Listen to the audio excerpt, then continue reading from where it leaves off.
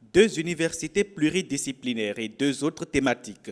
Le Conseil des ministres a redessiné la carte universitaire pour rationaliser les dépenses et garantir l'efficacité de la formation.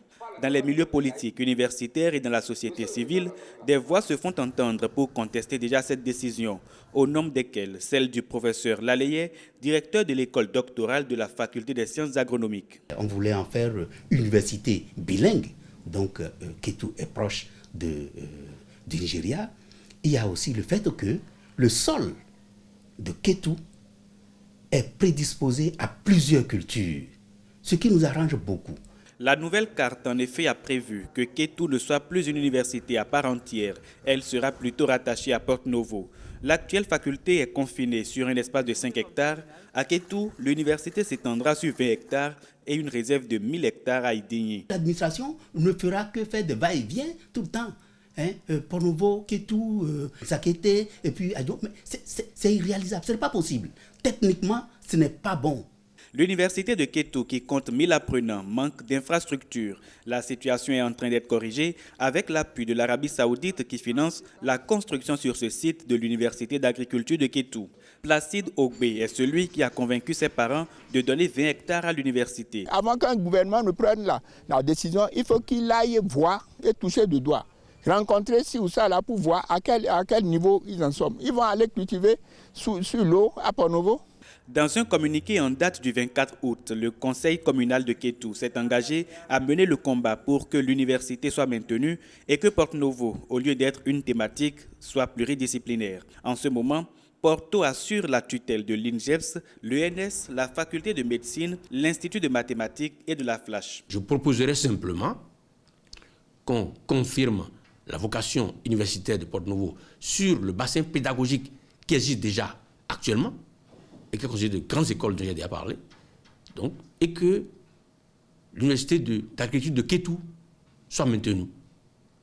De sorte qu'au bout du compte, le gouvernement atteint son objectif de rationalisation de la carte universitaire avec 5 universités au total, ce qui n'est pas trop.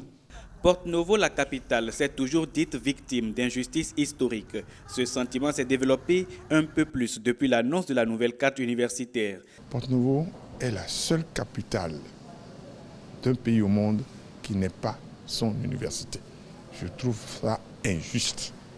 Et c'est une injustice historique qui a été corrigée par un régime que j'ai combattu. Et dommage qu'aujourd'hui, je suis obligé de prendre une position contraire à un régime que j'ai voulu en place. Non loin de Kétou et Porto-Novo, Abomey, la cité historique, abritera également une université thématique des sciences, technologies, ingénierie et mathématiques. Ici, cette nouvelle est accueillie favorablement. Avec le régime défunt, nous étions allés jusqu'à 22 centres universitaires. De notre point de vue, il n'y avait pas eu une réflexion prospective derrière toutes ces actions-là. C'était purement abus électoraliste. Moi, je suis allé surprendre un de mes anciens amis, professeur qui était en train de donner des cours dans une maison des jeunes à Savès. Bon, moi, je crois qu'aujourd'hui, il vaut mieux qu'on soit réaliste. L'université d'Abomey se développe en termes d'infrastructures. Le bâtiment en construction permettra d'accueillir 500 étudiants. Point de contestation également dans la cité des Kobourou, en tout cas pas du côté du rectorat. 15 ans déjà que l'université existe. Elle compte pas moins de 20 000 étudiants, mais manque cruellement de moyens pour fonctionner. Depuis 15 ans, nous sommes toujours sur le même site.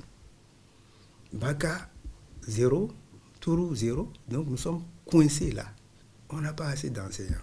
Donc il y a déficit en enseignants, déficit en infrastructure pédagogique. Il n'y a pas de labo. Vous voulez former quoi dans ces conditions? C'est plutôt le syndicat de l'université de Parakou qui s'oppose à la nouvelle carte universitaire. Pour le CECUP, syndicat des enseignants et chercheurs de l'université de Parakou, la démarche du gouvernement n'est pas inclusive. Je suis en droit de me poser des questions par rapport, par exemple, à l'étude, n'est-ce pas, technique, qui permet, par exemple, de prendre des entités de Natitengou, de Porto-Novo et de les amener à Abomey. À Natitengou, la décision fâche également. Il y a quelques jours, le conseil communal, les sages et les jeunes sont montés au créneau pour dire non à la suppression de l'université de Nati Tengou. Si un problème d'infrastructure se pose, le gouvernement devrait, voyez-vous, activer ces différents accords de financement pour construire les infrastructures, pour que dans une échéance à moyen et long terme, qu'on puisse résorber totalement la question des infrastructures. Un groupe d'étudiants de la FAST a quitté Nati Tengou pour aller faire une déclaration de soutien de la carte universitaire à Djougou. Certains parmi eux, rencontrés à Nati, crient à la manipulation. Avec les camarades, on était tous d'accord pour dire non à la nouvelle carte. Mais on est parti bizarrement, on trouve que c'est autre chose.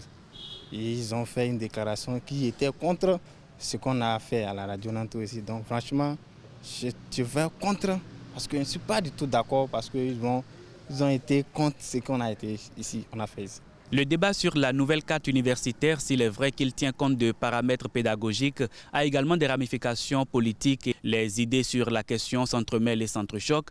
L'atelier promis par le ministre Odile Atadasso est sans doute une belle porte de sortie.